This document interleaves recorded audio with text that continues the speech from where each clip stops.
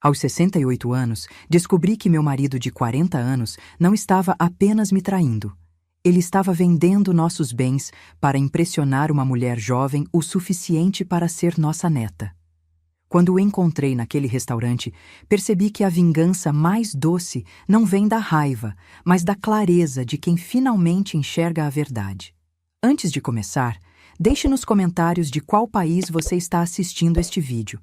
Adoro saber de onde vocês são. A mensagem do Roberto ainda piscava no meu celular quando empurrei a porta do restaurante. Reunião atrasou, amor. Jante sem mim. Minhas mãos tremiam levemente. Não de nervosismo, mas daquela certeza fria que se instala quando você finalmente confirma o que já sabia há meses. O garçom, um rapaz jovem de olhos gentis, me reconheceu imediatamente. Ele hesitou, olhou para o salão e então para mim, com aquela expressão de quem precisa dar uma notícia ruim. Senhora Helena, ele disse baixinho, quase em sussurro. Ele está na mesa do canto, com uma acompanhante. Não precisei perguntar quem era a acompanhante. Eu já sabia. Nos últimos 6 meses, havia juntado as peças desse quebra-cabeça com a mesma paciência que uso para montar minhas colchas de retalhos. Cada pequeno sinal, cada mentira mal contada, cada desculpa ensaiada, tudo estava ali, formando uma imagem que eu me recusava a ver completamente. Até aquele momento. Obrigada, querido, respondi, ajeitando a bolsa no ombro. Minha voz saiu mais firme do que eu esperava. Sei exatamente onde ele está. Meu nome é Helena. Tenho 68 anos, cabelos brancos que insisto em manter curtos e práticos, e uma vida que sempre pensei estar arrumada como os potes de conserva na minha despensa. Cada coisa em seu lugar, cada dia previsível e seguro. Casei com Roberto há 40 anos. 40 anos de café da manhã compartilhado, de contas pagas juntos, de netos criados sob o mesmo teto. Ele sempre foi um homem metódico, sério, do tipo que confere o extrato bancário 2 vezes e nunca esquece um aniversário. Ou, pelo menos, era assim que eu o via. Até perceber que pessoas podem mudar. Ou talvez apenas revelem quem sempre foram quando surge a oportunidade certa. Tudo começou há uns 6 meses, logo depois que Roberto se aposentou. Eu esperava que ele finalmente relaxasse, que aproveitássemos os dias para viajar ou simplesmente para ficar em casa sem pressa. Mas aconteceu o contrário. Ele ficou inquieto, nervoso, como um animal enjaulado procurando uma saída. Começou a ir à academia todos os dias, algo que nunca tinha feito em décadas. Comprou roupas novas, camisas de cores vibrantes que contrastavam com o guarda-roupa cinza e bege que sempre usou. Preciso cuidar da saúde, ele dizia, examinando-se no espelho com uma atenção que beirava a vaidade. Achei estranho, mas não desconfiado. Afinal, homens da idade dele às vezes têm medo da morte chegando e tentam reconquistar a juventude perdida. Pensei que fosse apenas isso, uma crise existencial inofensiva. Como eu estava enganada. As mudanças foram sutis no começo. Ele começou a sair mais, sempre com desculpas plausíveis. Um amigo da época da faculdade queria se encontrar. Um jantar beneficente da antiga empresa. Uma palestra sobre investimentos. Roberto sempre teve uma vida social moderada, então essas saídas não me pareceram tão fora do comum. Mas havia algo na maneira como ele se preparava. O cuidado excessivo com o cabelo, o perfume aplicado generosamente, a pressa ansiosa para sair de casa. — Você está bem? Perguntei uma vez, enquanto ele ajustava a gravata pela 3ª vez. — Perfeitamente, respondeu sem me olhar. Só quero causar boa impressão. — Impressão para quem? Pensei, mas engoli a pergunta. Naquela época, eu ainda acreditava que desconfiar sem provas era sinal de insegurança, não de intuição. Depois começaram os telefonemas. Roberto sempre atendeu o celular na minha frente. Mas agora ele saía da sala, ia para o quintal ou trancava-se no banheiro. Sua voz mudava. Ficava mais suave, quase juvenil, com aquele tom que usamos quando queremos agradar alguém importante. Quando ele voltava, eu perguntava casualmente. Quem era? Marcelo, ele respondia rápido demais. Ou João. Ou o pessoal do banco. Sempre nomes genéricos. sempre respostas que escorregavam fácil demais da língua. Mas o que realmente chamou minha atenção foi o jeito como ele guardava o celular depois dessas ligações. Com cuidado, quase com carinho, como quem protege algo precioso. Eu poderia ter confrontado, poderia ter exigido explicações, mas aprendi algo nesses longos anos de casamento. Quando você força alguém a falar antes da hora, eles só inventam mentiras melhores. Então decidi esperar, observar, juntar os pedaços até ter certeza absoluta. A primeira prova concreta veio de um jeito inesperado. Roberto sempre foi cuidadoso com dinheiro. Nosso orçamento era apertado, mas administrável. Eu controlava as contas da casa, ele cuidava dos investimentos. Funcionava há décadas.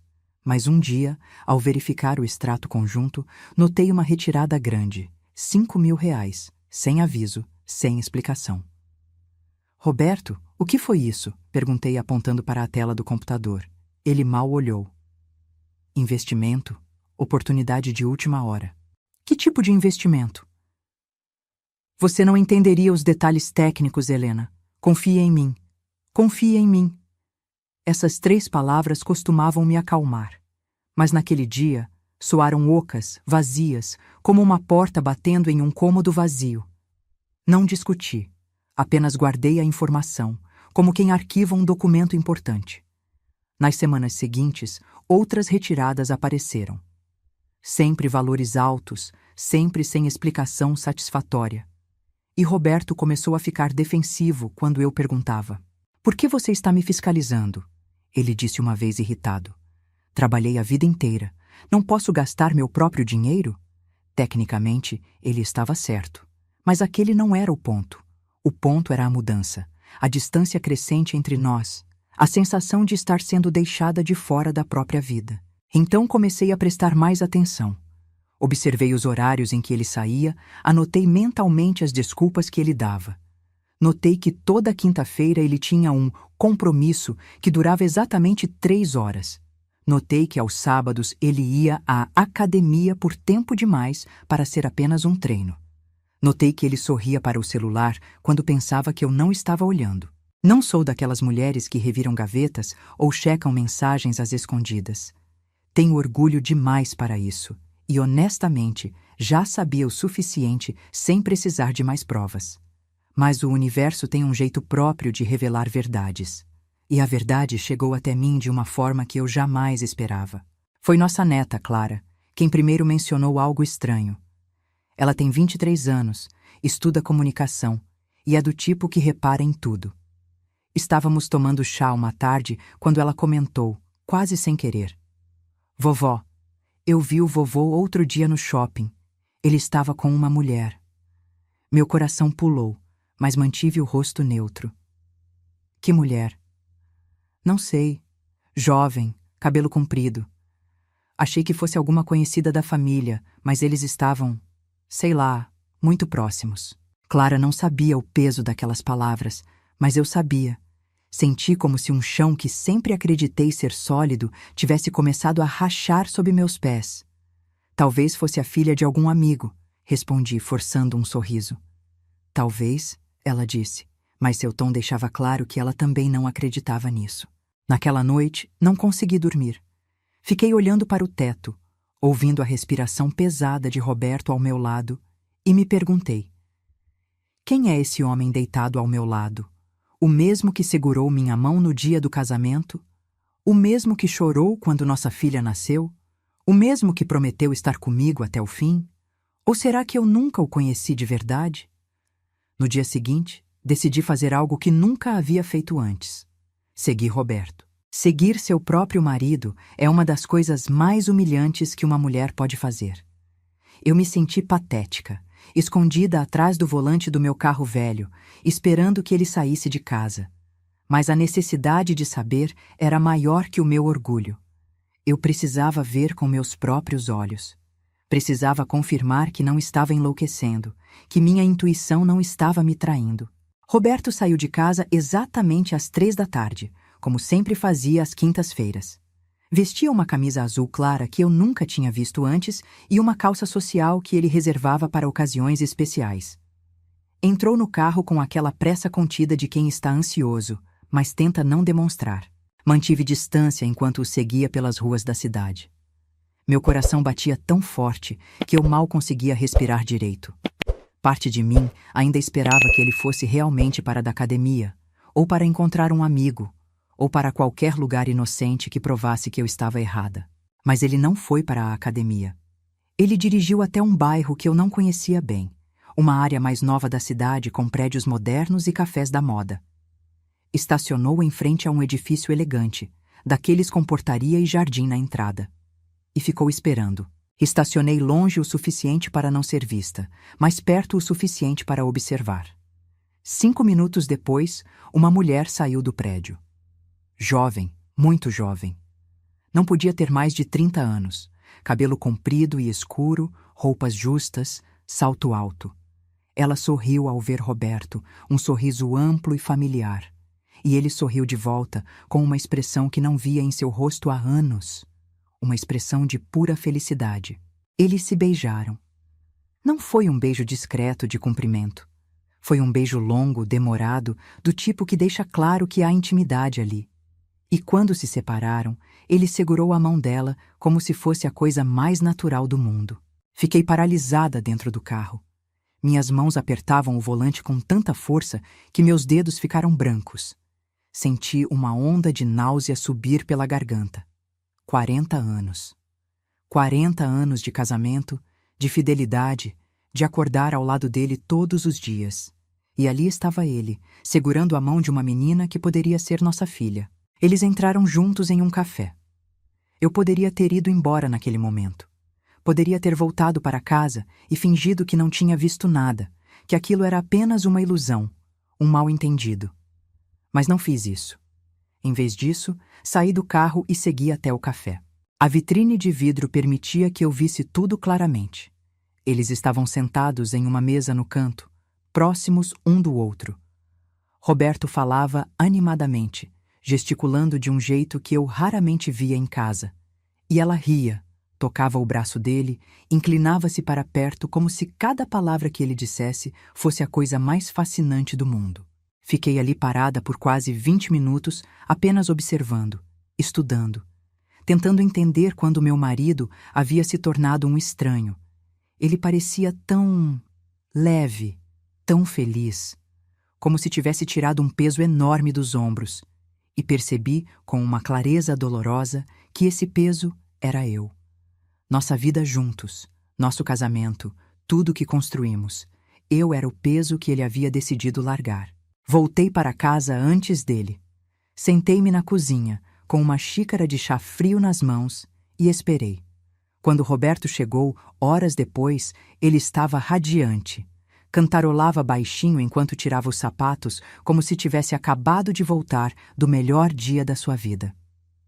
"Como foi o dia?" perguntei, mantendo a voz neutra. "Tranquilo. Fui à academia, encontrei uns amigos." As mentiras saíam tão facilmente. "E você?" "Também tranquilo." Ele beijou o topo da minha cabeça distraidamente e subiu para o banho. Eu fiquei ali sentada, sentindo o beijo como uma marca quente na pele. Um beijo mentiroso, vazio, dado por hábito e não por amor. Naquela noite, pela primeira vez em décadas, dormi na cama de hóspedes. Disse a Roberto que estava com dor nas costas e não queria incomodá-lo com meus movimentos. Ele aceitou a explicação sem questionar, talvez até aliviado por ter a cama só para ele. Deitada no escuro daquele quarto estranho, deixei as lágrimas finalmente caírem. Chorei em silêncio, tapando a boca com o travesseiro para que ninguém ouvisse. Não chorei pelo homem que ele era, mas pelo homem que eu achava que ele fosse. Chorei pela ilusão que havia construído ao longo de 4 décadas. Chorei pela ingenuidade de acreditar que amor e tempo eram suficientes para manter alguém ao seu lado. Mas quando as lágrimas secaram, algo diferente surgiu em mim. Não era raiva, pelo menos não ainda. Era uma frieza calculada, uma determinação que eu não sabia que possuía. Se Roberto achava que poderia me descartar assim, depois de tudo que vivemos juntos, ele estava muito enganado. Eu não seria a esposa traída que chora em silêncio e aceita a humilhação. eu seria a mulher que retomaria o controle da própria vida. Mas para isso, precisava saber exatamente o que estava enfrentando. Nos dias seguintes, comecei a investigar, não de forma desesperada ou dramática, mas com a meticulosidade de quem monta um quebra-cabeça. Verifiquei todos os extratos bancários dos últimos 6 meses. As retiradas grandes que Roberto havia feito não eram investimentos, eram presentes, jantares caros, hotéis, joias provavelmente. Ele estava gastando nossa economia, o dinheiro que deveríamos usar para viver confortavelmente os anos que nos restam, em uma mulher que mal conhecia. Encontrei recibos escondidos no bolso de um paletó. Restaurantes românticos, floricultura, até uma loja de lingerie. Cada papel era uma pequena punhalada, mas eu os guardava todos, organizados por data, como evidências em um julgamento. Descobri também o nome dela, Júlia, apenas Júlia, nas mensagens que ele havia esquecido de apagar, nas notas de entrega que chegavam quando ele não estava em casa. Júlia, a mulher que havia decidido que um homem casado de quase 70 anos era um bom investimento. Ou talvez ela não soubesse que ele era casado. Talvez Roberto tivesse contado a ela que era viúvo ou divorciado, ou qualquer outra mentira conveniente. Mas o que mais me machucou não foram os gastos ou as mentiras. Foi perceber que Roberto estava planejando um futuro sem mim. Encontrei papéis na gaveta dele, cotações de apartamentos, anúncios de imóveis, até um esboço de orçamento mensal que não me incluía. Ele estava se preparando para ir embora. Estava construindo uma vida nova, provavelmente prometendo para essa Júlia um recomeço romântico, uma história de amor na maturidade. E eu, a esposa dedicada de 40 anos, seria apenas uma nota de rodapé na história dele. A primeira esposa, aquela que ficou para trás. Mas havia um problema no plano perfeito de Roberto. Um problema grande que ele não havia considerado. Nossos bens não estavam apenas em nome dele. A casa onde morávamos, a mesma casa onde criamos nossa filha, onde recebemos nossos netos, onde construímos toda uma vida, estava em meu nome. Eu havia insistido nisso quando compramos, décadas atrás, por uma questão de segurança. Na época, Roberto concordou sem questionar. Agora, essa decisão antiga seria minha proteção. Além disso, descobri que Roberto estava tentando transferir valores para contas que eu não tinha acesso. Falou com o gerente do banco sobre separar nossos investimentos, alegando que era mais prático para a declaração de impostos. O gerente, um rapaz jovem que me conhecia há anos das vezes que ia ao banco com Roberto, ficou desconfiado. Ele me ligou discretamente, perguntando se eu estava ciente dessas mudanças. Não, respondi com calma, e obrigada por me avisar. Foi nesse momento que percebi. Roberto não estava apenas tendo um caso.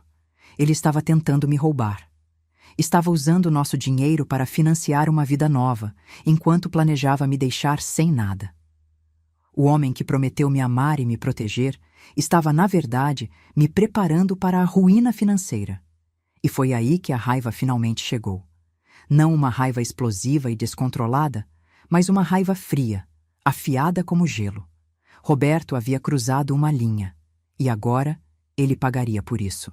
Comecei a me preparar. Consultei um advogado, discretamente, sem que Roberto soubesse. Expliquei a situação. 40 anos de casamento, traição comprovada, tentativa de desvio de patrimônio. O advogado, uma mulher de meia-idade com olhos experientes, ouviu tudo com atenção. "A senhora tem provas?" ela perguntou. Abri minha bolsa e coloquei sobre a mesa todos os recibos, extratos, mensagens impressas, fotos que havia tirado dele com Júlia. Era uma pilha considerável. Ela folheou os documentos em silêncio e então ergueu os olhos para mim com algo parecido com admiração. "A senhora fez um excelente trabalho. Com isso, podemos garantir que seus direitos sejam totalmente protegidos." "Não quero apenas proteção", respondi, e minha voz saiu mais dura do que eu esperava. "Quero justiça. Justiça." Essa palavra ecoou na minha cabeça durante dias. O que significava justiça nessa situação? Gritar com Roberto? Expô-lo publicamente? Processá-lo por tudo que ele tinha? Parte de mim queria tudo isso e mais. Queria que ele sentisse a mesma dor, a mesma humilhação que eu estava sentindo. Mas outra parte de mim, a parte mais velha e mais sábia, sabia que vingança precipitada raramente traz satisfação. O que eu realmente queria não era destruir Roberto, era me libertar dele. E para me libertar, precisava entender completamente a extensão da traição. Então, continuei investigando, mas dessa vez com um objetivo específico. Precisava saber o que Roberto havia prometido para Júlia. Precisava entender os sonhos que ele estava vendendo para ela, usando meu dinheiro e minhas décadas de dedicação como moeda de troca. A oportunidade veio quando Roberto anunciou que precisaria viajar por 3 dias para resolver assuntos bancários em outra cidade. Mais uma mentira transparente. Mas dessa vez, não questionei. Apenas acenei com a cabeça e disse que tudo bem, que eu ficaria bem sozinha. Assim que ele saiu de casa, fui direto ao escritório dele. Um pequeno cômodo que ele sempre mantinha trancado, alegando que precisava de privacidade para trabalhar. Nunca me incomodei com isso antes. Agora, a porta trancada parecia uma confissão de culpa. Não foi difícil encontrar a chave. Roberto sempre foi previsível, guardava coisas importantes nos mesmos lugares óbvios. A chave estava na gaveta da cômoda dele, embaixo de um monte de meias velhas. Quando abri a porta do escritório, o cheiro dele me atingiu. Aquele perfume caro que ele começou a usar recentemente, misturado com o cheiro de papel e couro. O cômodo estava surpreendentemente organizado. Mesa limpa, alguns livros nas prateleiras, um computador desktop que ele usava para gerenciar nossos investimentos. Liguei o computador. Sem senha. Outro descuido de Roberto, que sempre se achou esperto demais para ser pego. A primeira coisa que vi ao abrir o navegador foi um site de imobiliárias ainda aberto. Vários anúncios salvos. Apartamentos de 2 quartos em bairros modernos, todos muito além do que poderíamos pagar com nossa renda de aposentados. Mas claro, Roberto não planejava usar apenas nossa renda. Ele planejava usar nosso patrimônio inteiro. Continuei procurando. E-mails trocados com Júlia enchiam sua caixa de entrada. Li alguns e cada palavra era como veneno. Roberto escrevia para ela de uma forma que nunca escreveu para mim, nem nos primeiros anos de namoro. Meu amor, minha razão de viver. Você me faz sentir jovem novamente. Frases açucaradas que me fizeram revirar os olhos e o estômago ao mesmo tempo. Mas o que realmente me chamou a atenção foram os e-mails sobre dinheiro. Roberto havia prometido a Júlia uma vida confortável. Falou sobre comprar um apartamento para eles, sobre viajar pelo mundo, sobre garantir que ela nunca precisasse se preocupar com nada. E em um dos e-mails, ele foi explícito sobre de onde viria esse dinheiro. Estou resolvendo as questões legais. Em alguns meses terei acesso total aos recursos que preciso. Só peço um pouco mais de paciência, meu amor. Logo estaremos juntos, sem obstáculos. Obstáculos. Eu era um obstáculo. 40 anos de casamento resumidos a uma palavra fria e impessoal. Continuei lendo e descobri coisas ainda piores. Roberto estava prometendo a Júlia que se divorciaria de mim de forma amigável, que eu entenderia que nosso casamento havia acabado há muito tempo. Ele pintava uma imagem de mim como uma mulher conformada, que aceitaria tudo passivamente e seguiria em frente sem problemas. Como ele se enganava, mas havia mais. Roberto também estava mentindo para Júlia sobre nossa situação financeira. Disse a ela que a maioria dos bens estava em nome dele, que o divórcio seria simples porque não havia muito a dividir mesmo. Ele estava preparando o terreno para me deixar sem nada, enquanto convencia Júlia de que tudo era legítimo e justo. Sentei-me na cadeira do escritório, rodeada pela evidência da traição de Roberto, e pela primeira vez em semanas, sorri. Não um sorriso feliz, mas um sorriso de quem finalmente vê todas as cartas na mesa. Roberto não era apenas um marido infiel. Ele era um manipulador, mentindo para mim e para a amante, tecendo uma rede de ilusões que ele achava que conseguiria sustentar para sempre. Mas toda ilusão tem um ponto fraco, e eu havia encontrado o dele. Tirei fotos de tudo. Cada e-mail, cada documento, cada promessa feita e cada mentira contada. Organizei tudo em pastas no meu próprio computador, com cópias em um pendrive que guardei em lugar seguro. Se Roberto quisesse uma guerra, eu estava preparada. Mas se ele quisesse negociar, eu também estava disposta, desde que fosse nos meus termos. Quando Roberto voltou da viagem, 3 dias depois, eu estava esperando na sala. Ele entrou com aquele ar de quem volta de um compromisso tedioso, suspirando dramaticamente.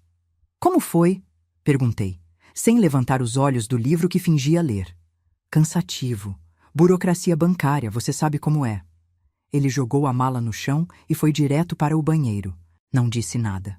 Apenas o observei subir as escadas, pensando em todas as mentiras que ele carregava consigo como se fossem bagagem. E me perguntei quanto tempo mais ele achava que conseguiria manter essa farsa. A resposta veio mais rápido do que eu esperava. 2 dias depois, Roberto chegou em casa com um envelope grosso nas mãos. Ele parecia nervoso, inquieto, olhando para os lados como se esperasse que algo ruim acontecesse a qualquer momento. Colocou o envelope sobre a mesa da cozinha e ficou me encarando. Precisamos conversar, ele disse. Sobre o quê? Mantive minha voz calma, quase desinteressada, enquanto continuava a descascar batatas para o jantar. Sobre nós, sobre nosso casamento. Ah, finalmente! Depois de meses de mentiras e fugidas, Roberto havia decidido ter a conversa. Larguei a faca e me virei para encará-lo. Estou ouvindo. Ele suspirou como se fosse a pessoa mais sobrecarregada do mundo. Helena, eu não acho que somos felizes juntos. Não há muito tempo. Não somos? Repeti, cruzando os braços. Ou você não é? Ele piscou, claramente não esperando que eu jogasse a pergunta de volta. Nós mudamos. Ficamos velhos. A vida ficou monótona. Eu sinto que preciso de algo diferente. Algo diferente. Deixei as palavras pairarem no ar entre nós. Ou alguém diferente. O silêncio que se seguiu foi ensurdecedor. Roberto abriu e fechou a boca várias vezes, procurando palavras que não vieram. E então, finalmente, algo nele cedeu. Seus ombros caíram, sua expressão endureceu. Sim, ele admitiu. Conhecia alguém. Era incrível como aquelas 3 palavras podiam ser simultaneamente esperadas e devastadoras. Mesmo sabendo da existência de Júlia há semanas, ouvir Roberto admitir em voz alta fez algo dentro de mim se romper. Mas não deixei que ele visse isso.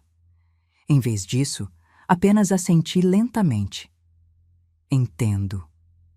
E quem é ela? Isso não importa. O que importa é que eu quero seguir em frente.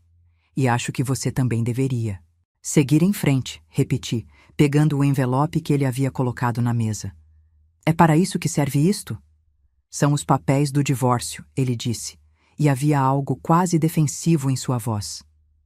Já conversei com um advogado. É tudo muito simples. Vamos dividir tudo meio a meio. Cada um segue seu caminho. Sem brigas, sem drama. Abri o envelope e folheei os papéis. Como esperado, era tudo uma farsa. A divisão justa que Roberto propunha me deixava com quase nada. Uma pequena porcentagem da poupança, nenhum acesso aos investimentos e uma quantia ridícula como pensão. Enquanto isso, ele ficaria com a maior parte, livre para usar como quisesse em sua vida nova com Júlia. Muito simples mesmo, comentei, recolocando os papéis no envelope. Você fica com quase tudo e eu fico com as migalhas. Não é assim, Helena. Estou sendo justo. Justo? Minha voz finalmente subiu de tom. Roberto, você acha que sou estúpida? Acha que não vejo o que está fazendo? Ele recuou um passo, surpreendido com minha reação. Eu não estou fazendo nada. Só quero terminar isso de forma civilizada. Civilizada, repeti, e dessa vez ri. Foi uma risada curta, amarga. Você me trai, gasta nosso dinheiro com sua amante, tenta me roubar o que é meu por direito e ainda quer que eu seja civilizada? Roberto ficou pálido. Acho que foi a primeira vez, em todos esses meses de mentiras, que ele percebeu que eu sabia. Não apenas suspeitava, sabia. E o pânico em seus olhos foi quase satisfatório de ver. Eu não Não é isso que você está pensando, ele gaguejou. Não? Cruzei os braços e me apoiei no balcão da cozinha. Então me diga, Roberto, o que exatamente estou pensando? Ele abriu a boca, depois fechou. Seus olhos se desviaram para o lado, procurando uma saída, uma desculpa, qualquer coisa que pudesse tirar o peso daquele momento. Mas não havia saída. Não dessa vez. A casa está em meu nome, comecei, minha voz fria e controlada. A casa onde moramos há 30 anos, onde criamos nossa filha, onde você planejava viver o resto da vida, está em meu nome. Roberto engoliu seco. A maior parte da nossa poupança veio da minha herança, da minha mãe. Você se lembra? Quando ela morreu há 10 anos, ela me deixou tudo. E eu, como uma esposa dedicada, coloquei tudo em uma conta conjunta porque confiava em você. A mensagem do Eric ainda estava visível na minha tela quando entrei no restaurante. Estou preso no trabalho. Eu nem tinha apagado as notificações quando o garçom olhou para mim e disse, naquele mesmo tom suave que se usa para anunciar que algo está em falta: ele está na mesa 5 com a noiva dele. Helena, não me interrompa. Minha voz saiu como um chicote e ele recuou mais um passo. Eu sei sobre Júlia. Sei sobre os jantares, os hotéis, os presentes caros que você comprou com o nosso dinheiro. Sei sobre o apartamento que você prometeu a ela. Sei sobre cada mentira que você contou para mim e para ela. O rosto de Roberto passou de pálido para cinza. Ele se apoiou na mesa, como se precisasse do suporte físico para não cair. Tenho cópias de tudo, continuei. E-mails, mensagens, extratos bancários, fotos. Tenho evidências suficientes para te destruir em qualquer processo de divórcio. Então, quando você fala em dividir tudo meio a meio de forma justa, está falando de que exatamente? Da justiça que te convém? Eu posso explicar... Não precisa. Já entendi perfeitamente. Peguei o envelope com os papéis do divórcio e o rasguei lentamente, deixando os pedaços caírem no chão entre nós. Esses papéis não valem nada. Se você quer um divórcio, Roberto, você vai ter. Mas será nos meus termos, não nos seus. Ele finalmente encontrou sua voz, e com ela veio a raiva. Você não pode fazer isso. Trabalhei a vida inteira por esse dinheiro, construí esse patrimônio. Trabalhamos, corrigi. Trabalhamos juntos. Enquanto você estava no escritório construindo sua carreira, quem você acha que estava cuidando da casa? Criando nossa filha, economizando cada centavo para termos um futuro confortável? Eu estava construindo nossa vida, Roberto, e você simplesmente decidiu que essa vida não te serve mais. Eu tenho o direito de ser feliz. E eu não? As palavras saíram como um grito, surpreendendo até a mim mesma. Eu não tenho o direito de ser feliz? De ter um casamento honesto? De não ser descartada como um móvel velho que você decide trocar? O silêncio que se seguiu foi pesado, sufocante. Roberto me olhava como se estivesse vendo uma estranha. Alguém que ele não reconhecia. E talvez ele estivesse certo. Talvez a Helena que ele conhecia, a esposa passiva, compreensiva, que sempre cedia, realmente tivesse desaparecido. Em seu lugar estava eu, uma mulher cansada de ser tratada como invisível. Saia, eu disse, minha voz agora baixa, mas firme. Pegue suas coisas e saia da minha casa. Minha casa também. Não! Bati a mão na mesa, fazendo ele se assustar. É minha casa, está em meu nome, e estou te pedindo educadamente para sair antes que eu chame a polícia. Roberto me olhou por um longo momento e vi tanta coisa passar por seus olhos. Raiva, medo, indignação e talvez, bem no fundo, um lampejo de culpa. Mas ele não pediu desculpas, não suplicou para ficar, não fez nada do que um marido arrependido faria. Em vez disso, ele subiu as escadas e ouviu o barulho de gavetas sendo abertas e fechadas, de objetos sendo jogados em malas. 15 minutos depois, ele desceu com 2 malas grandes.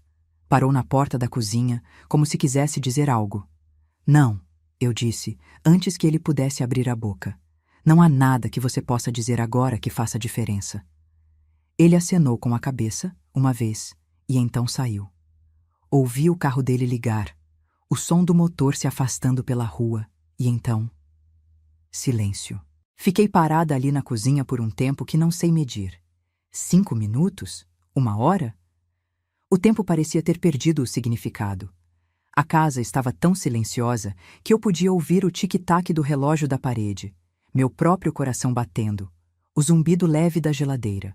Então, lentamente, minhas pernas cederam e eu deslizei até o chão, apoiando as costas no armário. E chorei.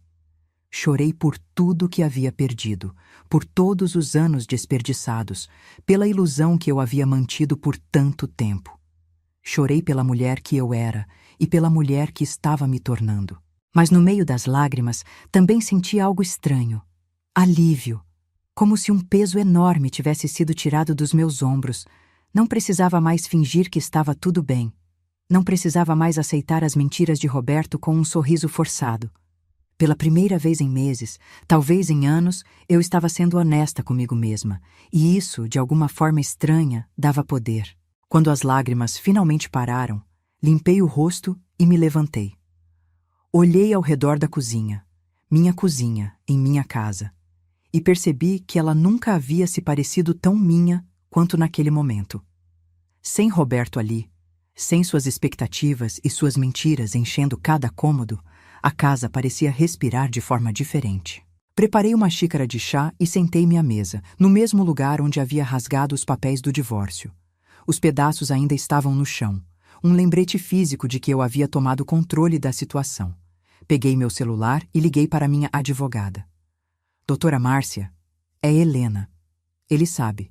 E saiu de casa. Perfeito, ela respondeu, e eu podia ouvir o sorriso em sua voz. Isso vai facilitar muito as coisas. Vou preparar os papéis adequados. Você pode vir ao escritório amanhã? Posso. Ótimo. E Helena, você está bem? Parei para pensar na pergunta. Estava bem? Não, não estava. Estava ferida, traída, exausta, mas também estava viva. Talvez pela primeira vez em muito tempo. Vou ficar, respondi. Naquela noite dormi na cama principal pela primeira vez desde que havia descoberto sobre Júlia. A cama parecia enorme e vazia sem Roberto, mas não de uma forma ruim. Era mais como ter espaço para respirar.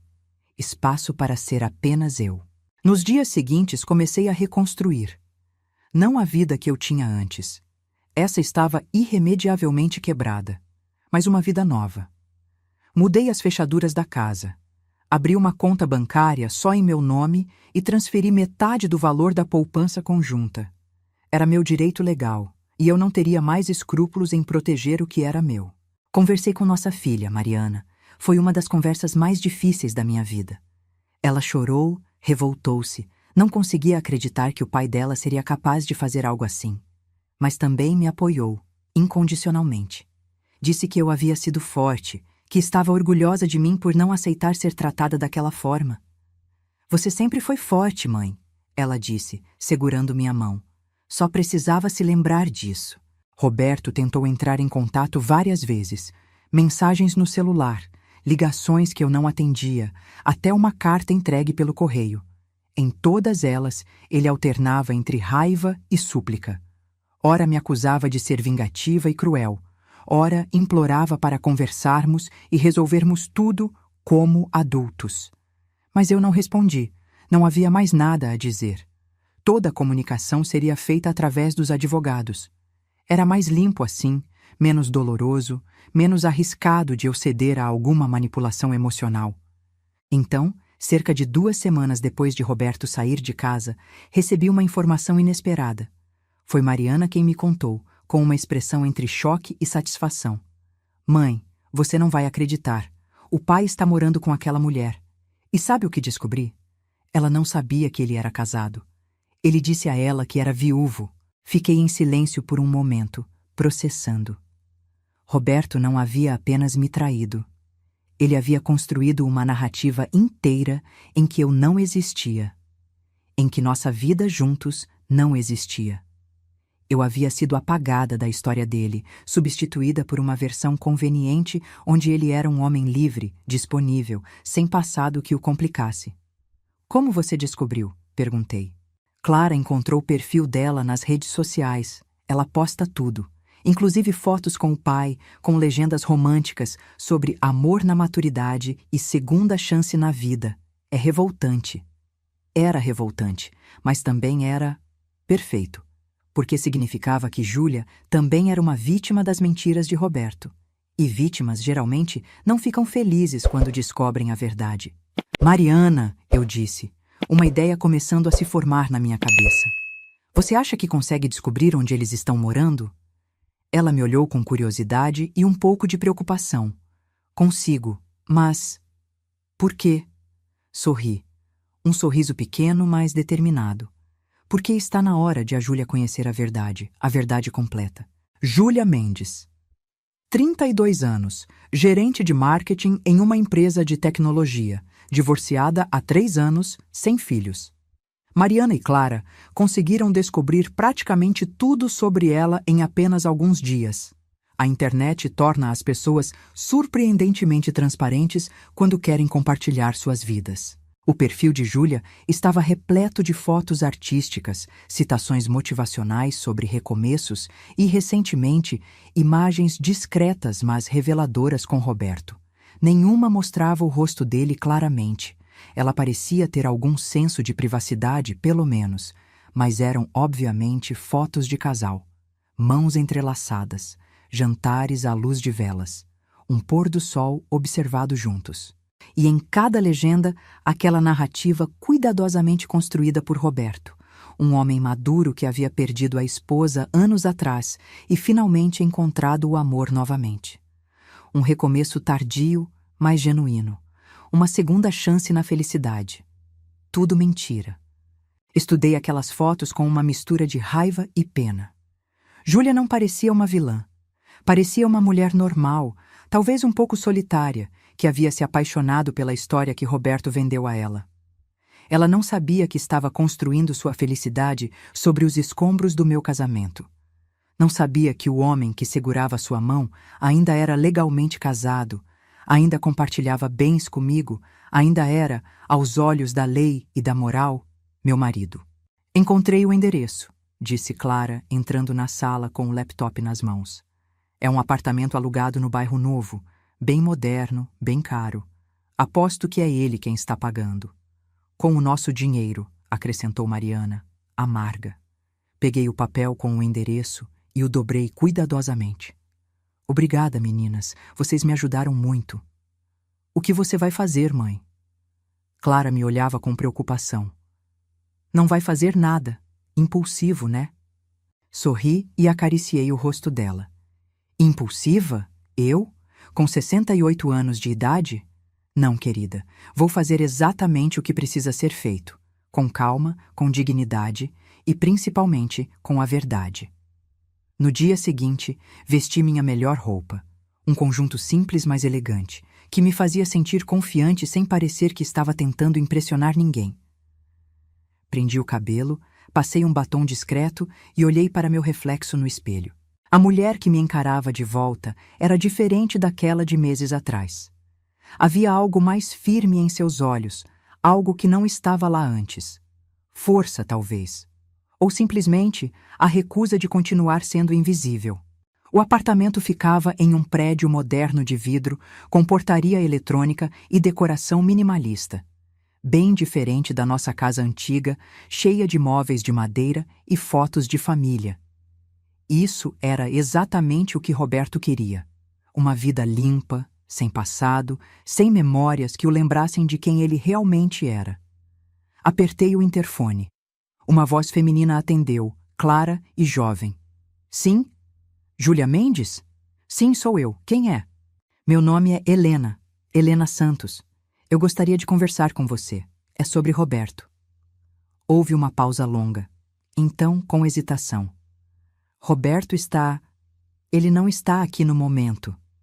Eu sei. Por isso escolhi esse horário. Mantive minha voz calma, não ameaçadora. Por favor, Júlia. É importante. E acho que você vai querer ouvir o que tenho a dizer. Outra pausa. Imaginei ela do outro lado, tentando decidir se deveria abrir a porta ou me ignorar. Finalmente, o zumbido da fechadura eletrônica soou. 10º andar, apartamento 1003. O elevador subiu em silêncio. Meu coração batia forte, mas minhas mãos estavam firmes. Eu havia ensaiado esse momento na minha cabeça centenas de vezes. Sabia exatamente o que queria dizer, como queria dizer. Não viria aqui para gritar ou fazer uma cena. Viria para revelar a verdade. A porta do apartamento já estava entreaberta quando cheguei. Júlia estava parada logo atrás dela e pela primeira vez eu a via de perto. Não apenas em fotos. Era bonita, sim, mas de uma forma mais comum do que eu esperava. Cabelo escuro, rosto oval, olhos grandes que agora me olhavam com uma mistura de curiosidade e apreensão. Entre, ela disse, afastando-se. O apartamento era exatamente como imaginei. Moderno, minimalista, com móveis novos que ainda tinham aquele cheiro de loja. Nada ali tinha história ou alma. Era um espaço de transição, não um lar. Posso oferecer um café? Água? Júlia perguntou nervosa. Não, obrigada. Sentei-me no sofá que ela indicou. Não vou tomar muito do seu tempo. Ela sentou-se em uma poltrona à minha frente, as mãos entrelaçadas no colo. Você disse que queria falar sobre Roberto. Você é uma parente dele? Sou sua esposa. As palavras caíram entre nós como pedras em água parada. Júlia ficou completamente imóvel, o rosto perdendo toda a cor. Esposa, ela repetiu, como se testando se ouviu direito. Mas ele me disse que era viúvo. Eu sei, ele mentiu. Não. Júlia se levantou bruscamente. Não, isso não faz sentido. Ele me contou sobre a esposa dele, sobre como ela morreu de câncer há 5 anos, sobre como ele ficou perdido e só agora está conseguindo recomeçar. Ele... Júlia, interrompi suavemente. Eu estou viva e ainda sou casada com ele, legalmente, oficialmente, em todos os sentidos possíveis. Ela me olhou como se eu fosse uma aparição, algo impossível que não deveria existir. Seus olhos encheram de lágrimas. Eu não sabia. Juro que não sabia. Eu acredito em você, respondi, e era verdade. Olhando para ela, vendo seu choque genuíno e seu desespero crescente, era impossível não acreditar. Por isso vim aqui. Você merece saber a verdade. Que verdade? Que sou a outra? Ela soluçou, cobrindo o rosto com as mãos. Meu Deus, eu sou a outra mulher. Eu sou aquela pessoa que sempre desprezei. Não. Me levantei e, num impulso que surpreendeu até a mim mesma, segurei suas mãos. Você não é a outra. Você é mais uma vítima dele, assim como eu. Júlia me olhou através das lágrimas. Como você pode ser tão gentil comigo? Eu estava com seu marido, Você foi enganada. Soltei suas mãos e voltei a sentar. Roberto é muito bom em enganar pessoas, em contar histórias que fazem você querer acreditar nele. Eu sei. Acreditei nele por 40 anos. 40 anos? Júlia se deixou cair de volta na poltrona. Vocês estão casados há 40 anos? Sim. Criamos uma filha juntos. Temos netos, construímos uma vida inteira. E então, há alguns meses, ele simplesmente decidiu que queria algo diferente. Alguém diferente. Contei a ela tudo. Sobre as mentiras, os gastos excessivos com nosso dinheiro compartilhado, as tentativas de Roberto de desviar patrimônio. Sobre como descobri sobre ela, sobre os e-mails onde ele prometia um futuro que não podia cumprir. Júlia ouviu tudo em silêncio, o rosto cada vez mais pálido. Ele me disse que tinha dinheiro, ela murmurou quando terminei, que poderia nos dar uma vida confortável, que estava só esperando alguns investimentos renderem. Eu achei estranho ele sempre pagar tudo em dinheiro, nunca com cartão. Eu achei estranho ele nunca me levar à casa dele, sempre dizia que estava reformando. Eu achei estranho tantas coisas, mas sempre tinha uma explicação que fazia sentido. Ele é muito bom nisso, em fazer mentiras parecerem verdades. Júlia limpou as lágrimas e me olhou diretamente. O que você quer de mim? Quer que eu termine com ele? Não. Minha resposta a surpreendeu. Não estou aqui para dizer o que você deve fazer. Estou aqui apenas para te dar informações que você merece ter. O que você faz com essas informações é escolha sua. Mas você deve me odiar. Não te odeio. E percebi, dizendo essas palavras, que era verdade. Você não me conhecia, não sabia que eu existia. A única pessoa que merece meu ódio é Roberto, que mentiu para nós duas. Ficamos sentadas em silêncio por um longo momento. Do lado de fora, o som do trânsito da cidade era um zumbido constante, um lembrete de que a vida continuava acontecendo além daquele apartamento, além daquele momento estranho e doloroso. Ele vai voltar em 1 hora, Júlia disse finalmente. Saiu para resolver não sei o quê. Ele sempre está resolvendo coisas. Agora eu entendo por quê. Estará aqui quando ele voltar? Não sei. Ela olhou ao redor do apartamento, como se o visse pela primeira vez. Tudo era mentira. Até eu mesma acho. A pessoa que eu pensava estar me tornando com ele. Era tudo baseado em uma ficção. Me levantei para ir embora. Júlia me acompanhou até a porta. Helena, ela chamou quando coloquei a mão na maçaneta. Obrigada por vir aqui, por não ser cruel comigo. Não sei se eu teria a mesma generosidade no seu lugar. Sorri, um sorriso triste, mas genuíno. Generosidade? Não sei. Talvez seja apenas cansaço. Cansei de carregar raiva. Cansei de fingir que não sei das coisas. Cansei de ser a esposa invisível que aceita tudo calada.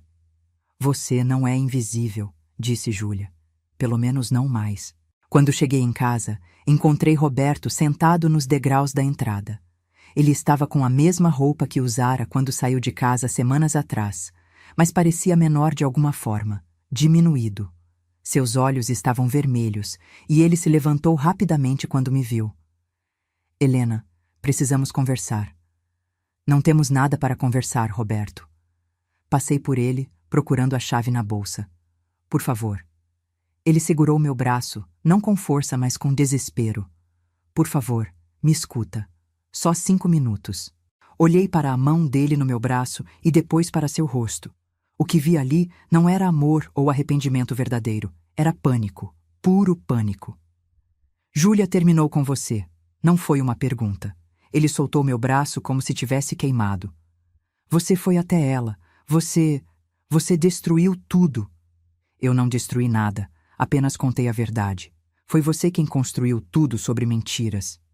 Ela não entendeu. Eu posso explicar para ela. Posso fazer ela entender que... Que o quê, Roberto? Virei-me completamente para encará-lo. Que você realmente é viúvo? Que eu sou um fantasma? Que os 40 anos que passamos juntos nunca existiram? Não é assim. Você está distorcendo tudo. Estou? Dei um passo em sua direção e ele recuou instintivamente. Então me explica, Roberto. Me explica como não é assim. Me explica como é mentir para sua esposa e sua amante ao mesmo tempo. Me explica como é gastar o dinheiro da nossa aposentadoria em presentes caros para uma mulher que mal conhece. Me explica. Ele ficou em silêncio, a boca abrindo e fechando como um peixe fora d'água. É exatamente o que pensei. Abri a porta. Vá embora, Roberto. Meus advogados entrarão em contato com os seus. Espera. Ele colocou o pé na porta, impedindo que eu a fechasse.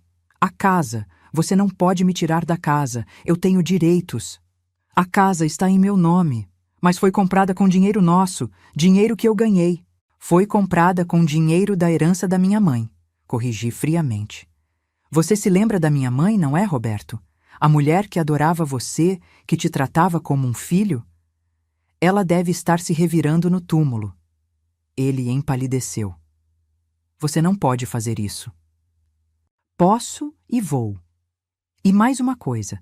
Congelei nosso empréstimo conjunto, aquele que você usou para impressionar Júlia, mostrando que é um homem estável e confiável.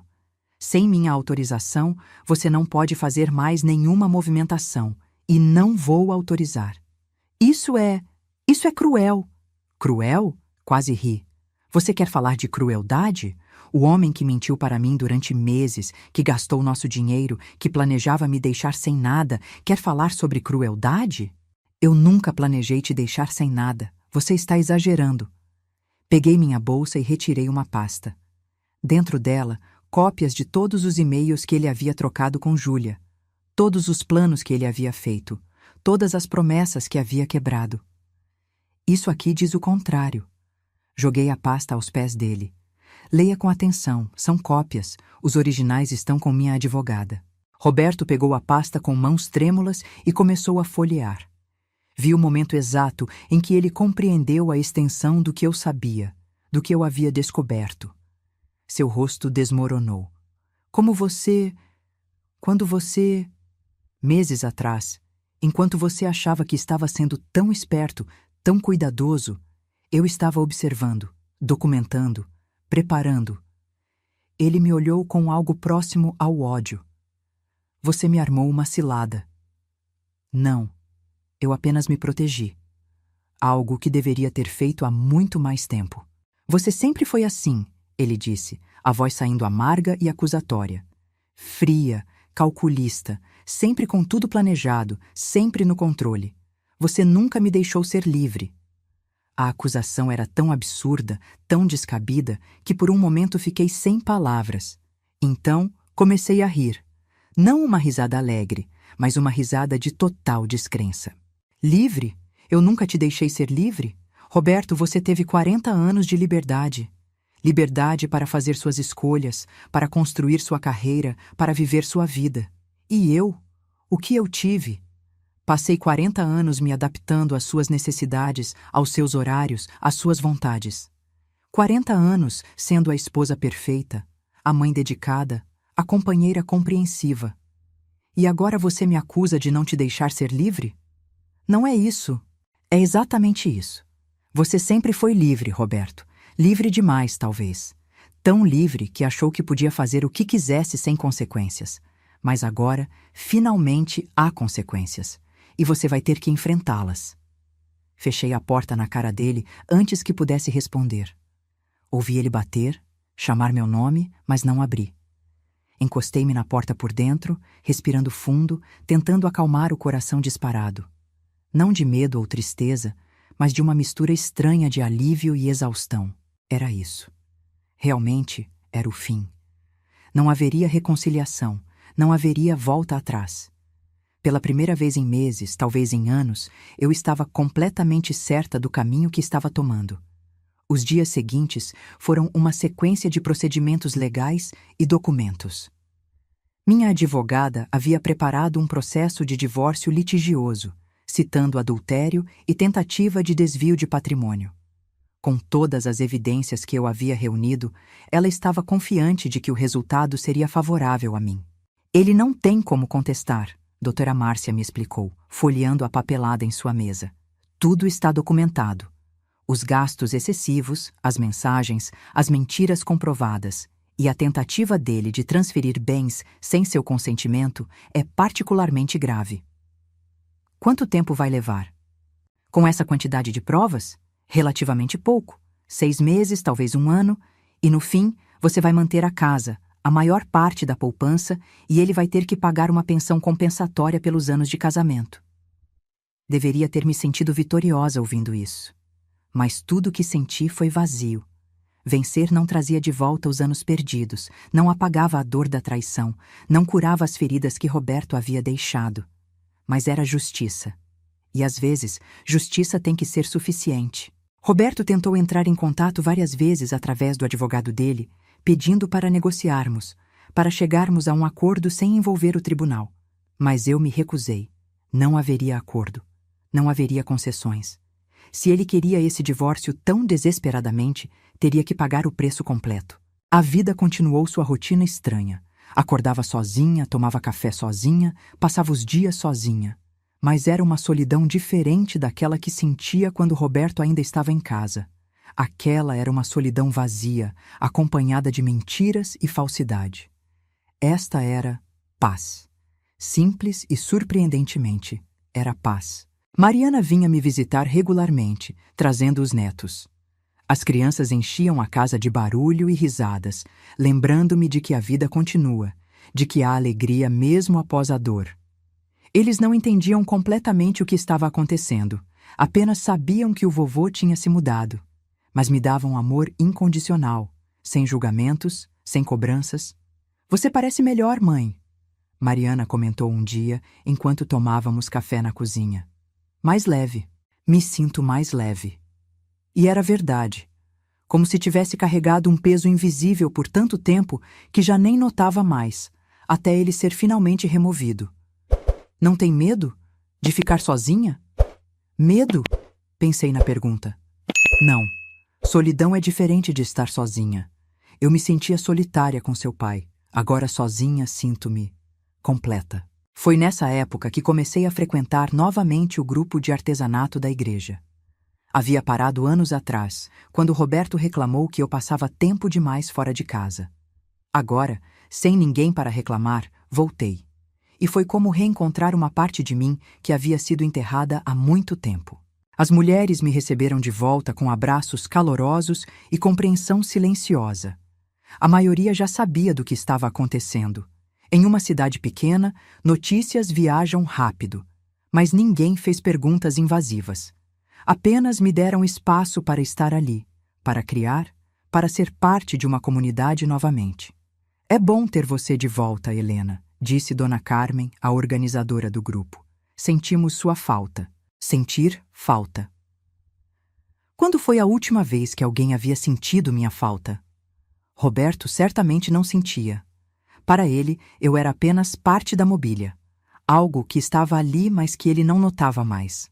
Mas ali, naquele grupo de mulheres com suas histórias e suas mãos habilidosas, eu era vista, era valorizada, era lembrada.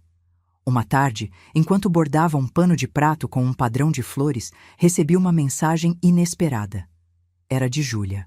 Podemos conversar? Pessoalmente, se possível. Tem algo que preciso te contar. Olhei para a mensagem por um longo tempo. Parte de mim queria ignorar, queria deixar esse capítulo completamente fechado. Mas outra parte, a parte curiosa e ainda buscando respostas, queria saber o que ela tinha a dizer. Posso te encontrar no Café da Praça amanhã às 15 horas, respondi. O Café da Praça Central sempre foi meu lugar favorito na cidade. Fica ao lado da igreja antiga, com mesinhas ao ar livre onde você pode sentar e observar a vida passar. Cheguei alguns minutos antes das 3, pedi um chá de camomila e escolhi uma mesa em um canto mais reservado. Júlia chegou pontualmente. Ela parecia diferente da última vez que nos vimos. Mais magra, com olheiras profundas, o cabelo preso de forma descuidada.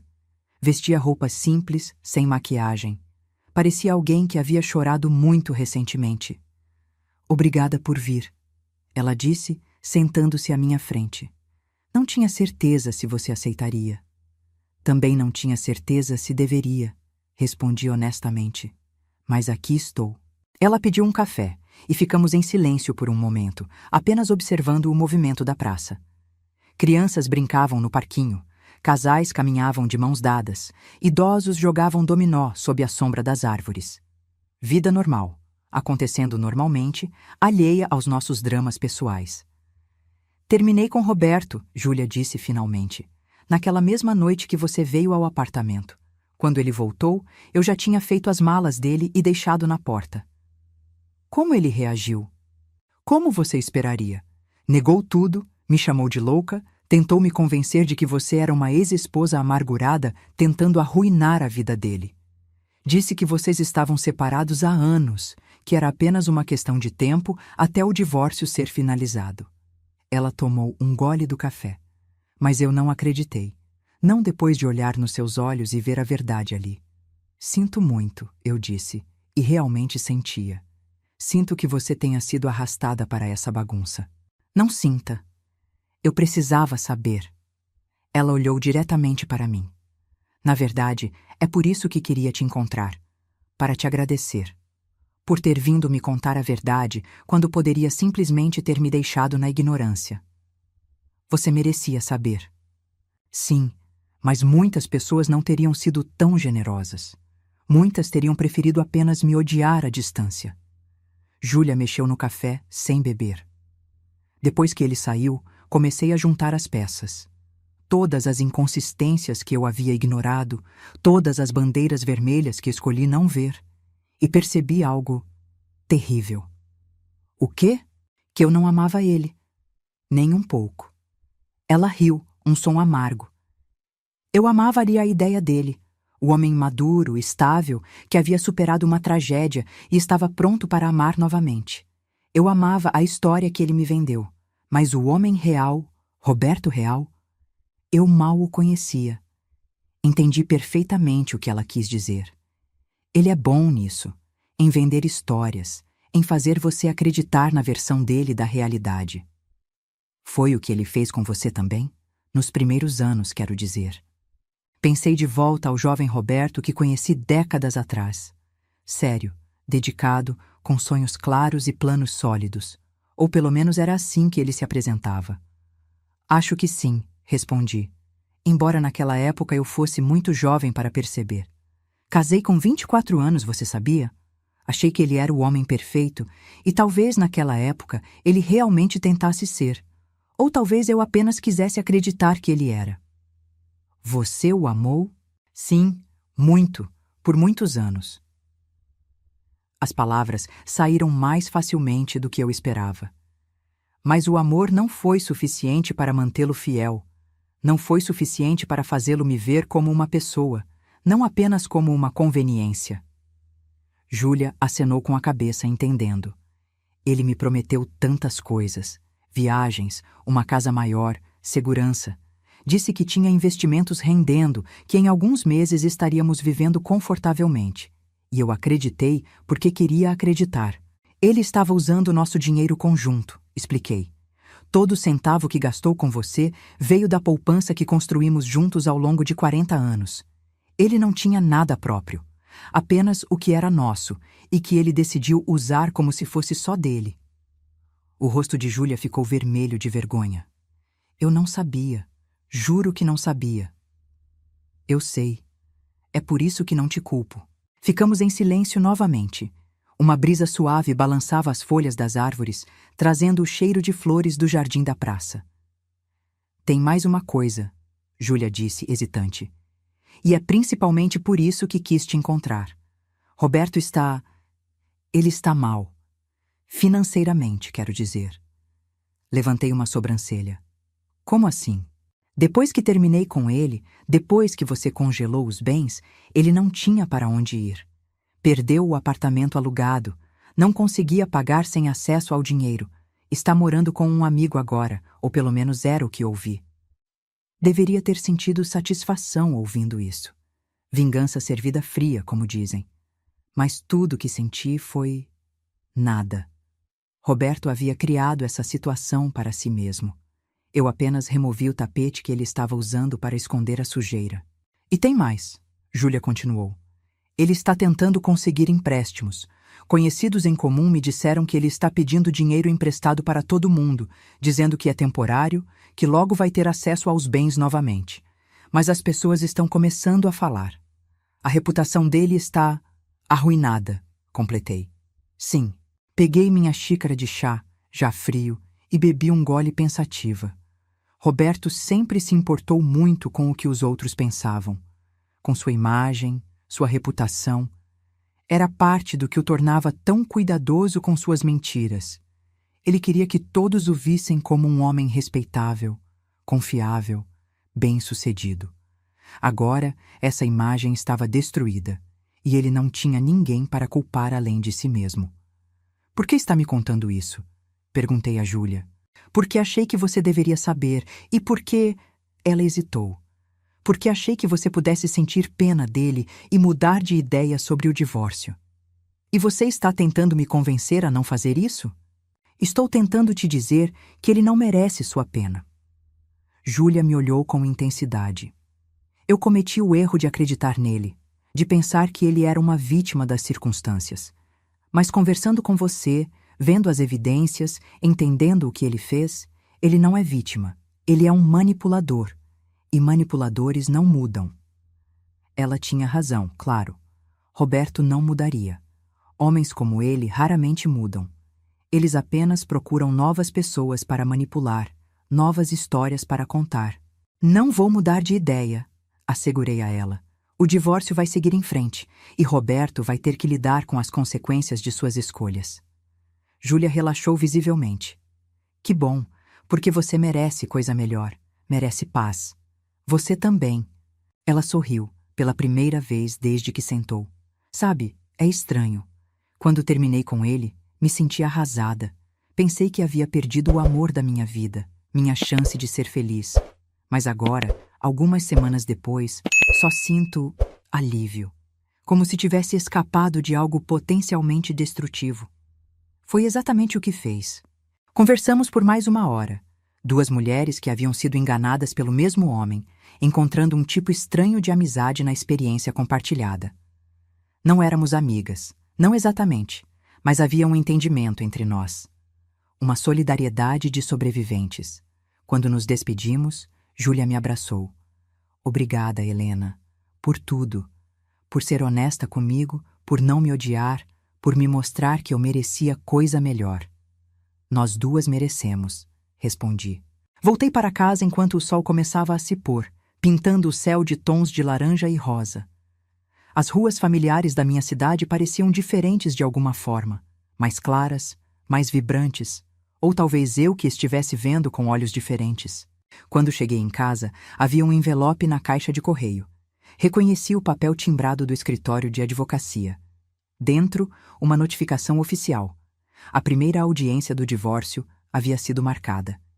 Em 6 semanas, Roberto e eu estaríamos frente a frente em um tribunal, oficializando o fim de 40 anos de casamento. Deveria ter me sentido triste, deveria ter chorado, ou pelo menos sentido um aperto no peito. Mas tudo o que senti foi uma calma resignação. Era o próximo passo necessário. Mais um procedimento na jornada de me libertar de uma vida que não me servia mais. Coloquei o envelope na gaveta ao lado dos outros documentos legais e fui preparar o jantar. Apenas para mim, como havia se tornado meu novo normal.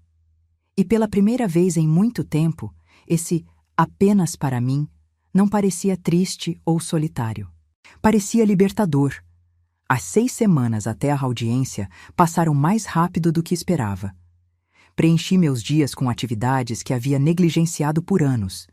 Voltei a pintar, retomei aulas de yoga, passei mais tempo com os netos. Cada dia era uma redescoberta de quem eu era, além de esposa de Roberto.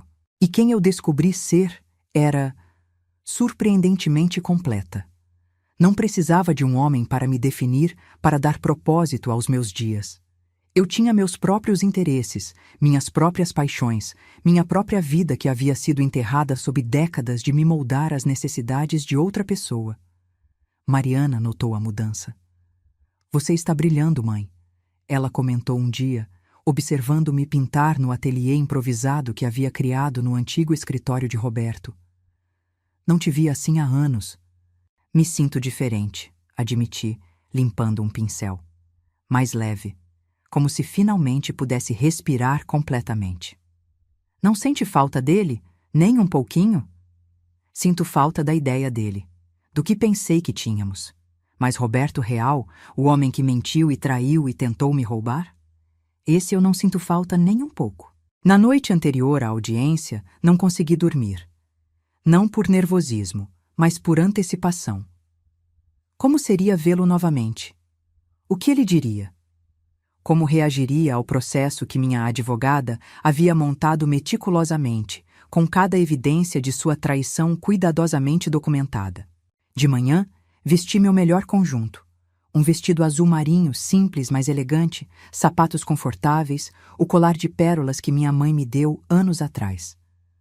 Olhei para meu reflexo no espelho e vi uma mulher forte, uma sobrevivente, alguém que havia passado pelo fogo e saído mais forte do outro lado. O tribunal era um prédio cinza e imponente no centro da cidade. Doutora Márcia me esperava na entrada, com sua pasta cheia de documentos e uma expressão confiante. Está pronta? Ela perguntou. Mais do que nunca.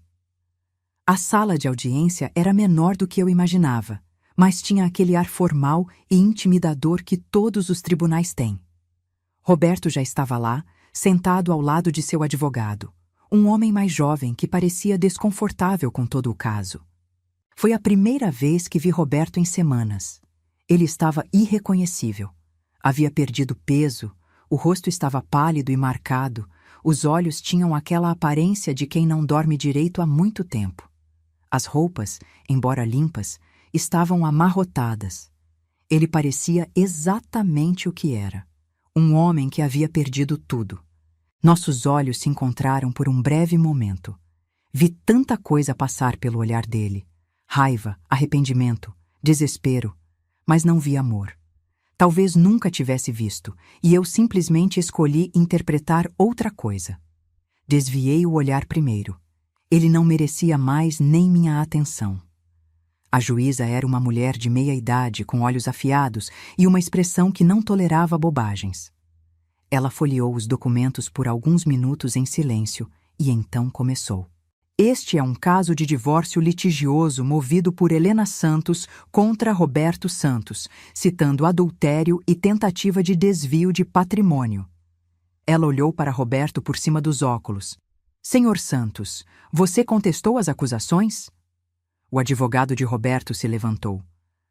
Vossa Excelência, meu cliente admite que houve indiscrições, mas nega veementemente qualquer tentativa de desvio de patrimônio. As movimentações financeiras citadas pela parte contrária eram... Eram o quê? A juíza interrompeu.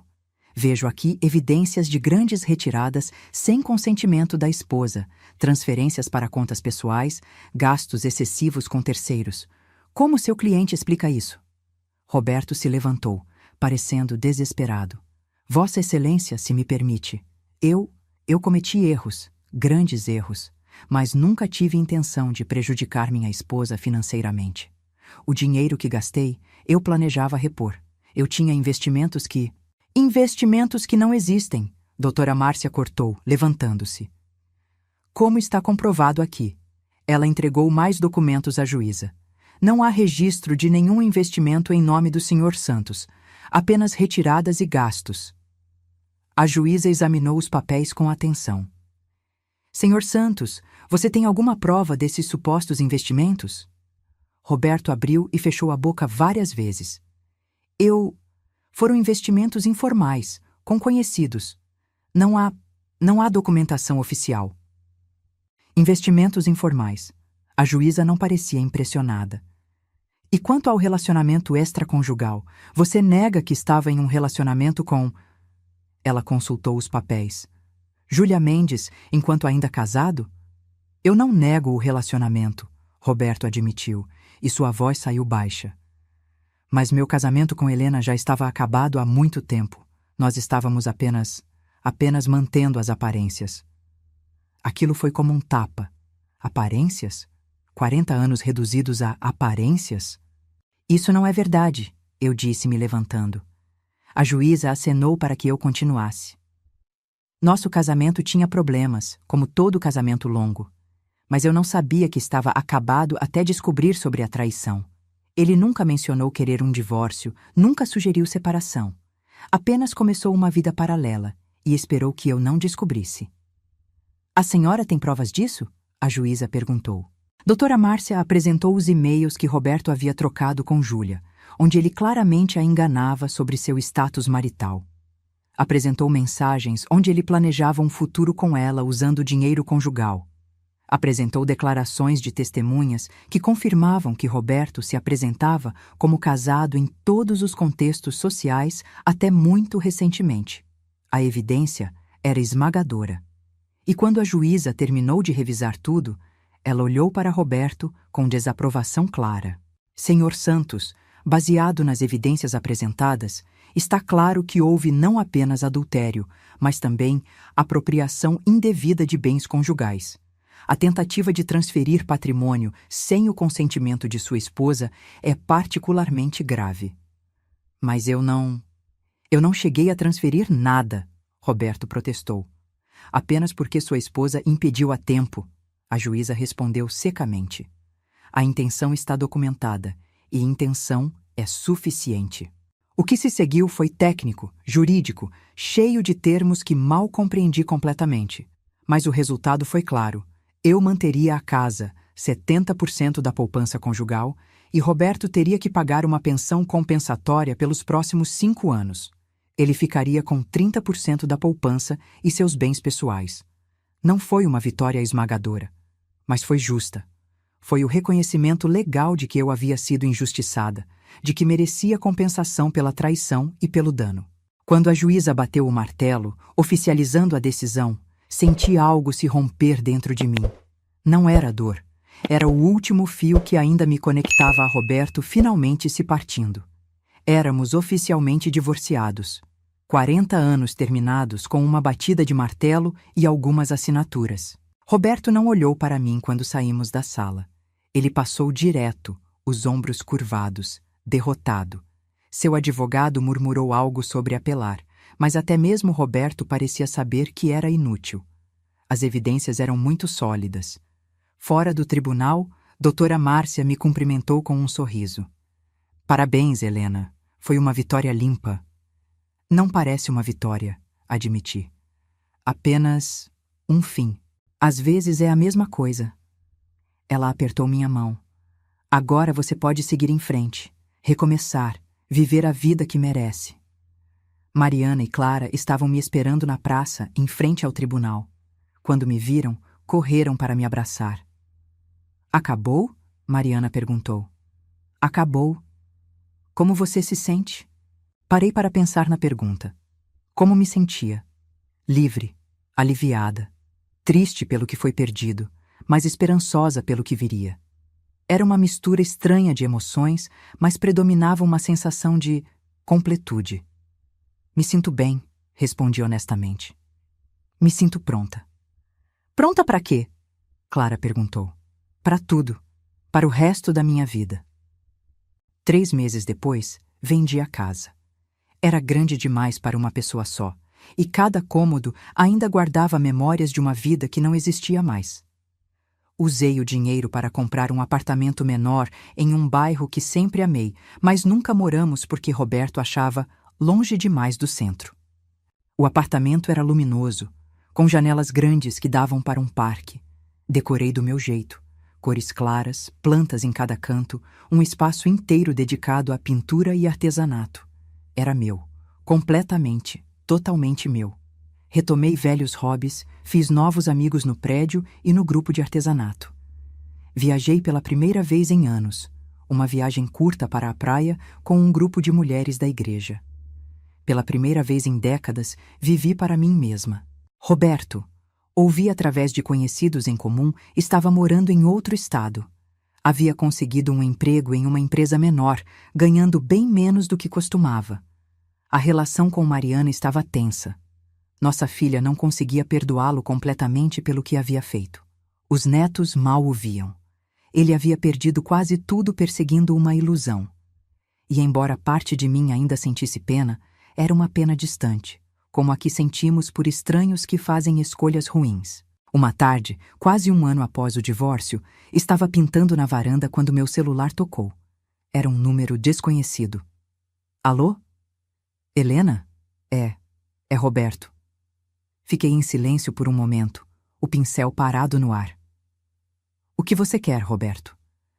Eu só queria dizer que sinto muito. Por tudo. Tudo bem. Você me perdoa? Pensei na pergunta. Perdão. Uma palavra grande, pesada, carregada de significado. Não, respondi honestamente. Não te perdoo. O que você fez causou danos que não podem ser consertados com um pedido de desculpas, mas também não carrego raiva por você. Simplesmente segui em frente. Eu estraguei tudo, não estraguei? Você fez escolhas, e escolhas têm consequências. Eu te amava, Helena. Ainda amo. Não, Roberto, você não me amava. Você amava a conveniência que eu representava, a estabilidade. Mas amor real, isso nunca foi o que tivemos, pelo menos não da sua parte. Ouvi-o respirar do outro lado da linha, e talvez fosse imaginação minha, mas pareceu com um soluço. Podemos nos encontrar? Conversar? Talvez possamos... Não, interrompi. Não há nada mais a conversar. Não há possamos. Você escolheu seu caminho e eu escolhi o meu. E meu caminho não inclui você. Por favor, Helena. Adeus, Roberto. Desliguei antes que ele pudesse responder. E então, com uma calma que me surpreendeu, bloqueei o número dele. Não com raiva, não com satisfação vingativa, mas com a simples certeza de que aquele capítulo da minha vida estava definitivamente fechado. Voltei para minha pintura. Um quadro de um jardim ensolarado, cheio de cores vibrantes e vida. Era diferente de tudo que havia pintado antes, mais ousado, mais livre. Era exatamente como eu me sentia. Hoje, aos 69 anos, vivo sozinha. Mas não estou solitária. Tenho meus filhos, meus netos, meus amigos, meus hobbies. Tenho uma vida que escolhi, não uma que me foi imposta. E todas as manhãs, quando acordo em meu apartamento cheio de luz, me sinto grata. Grata não pelo que passei, mas pelo que me tornei através disso. Grata não pela traição, mas pela força que descobri ao enfrentá-la. Grata não por ter sido descartada, mas por ter encontrado valor em mim mesma. As pessoas às vezes me perguntam se me arrependo de ter ficado tanto tempo, de não ter visto os sinais antes, de ter confiado quando não deveria. E minha resposta é sempre a mesma: não. Porque cada experiência, por mais dolorosa que tenha sido, me trouxe até aqui. Até esta versão de mim que é mais forte, mais sábia, mais completa. Roberto fez uma escolha. Escolheu traição, mentiras, ilusões. E perdeu tudo no processo. Sua família, sua reputação, seu futuro confortável. Eu também fiz uma escolha. Escolhi dignidade, verdade e a coragem de recomeçar mesmo quando parecia impossível. E ganhei algo muito mais valioso do que qualquer casamento poderia ter me dado. Ganhei a mim mesma de volta. E no fim, essa é a única vitória que realmente importa. Obrigada por ouvir minha história até o fim. Se você já passou por algo parecido, saiba que você não está sozinha. E se conhece alguém que está passando por uma situação de traição ou manipulação, compartilhe essa história. Às vezes, tudo o que precisamos é saber que outras pessoas sobreviveram e prosperaram. E, se essa história tocou você de alguma forma, por favor, deixe seu like, se inscreva no canal e ative o sininho para não perder os próximos vídeos. E considere se tornar membro do nosso canal. Com seu apoio, posso continuar trazendo histórias reais e inspiradoras como esta. Deixe nos comentários. Você já teve que fazer uma escolha difícil para proteger sua própria felicidade? Como foi esse processo? Adoraria ler suas experiências. Um abraço forte e até o próximo vídeo.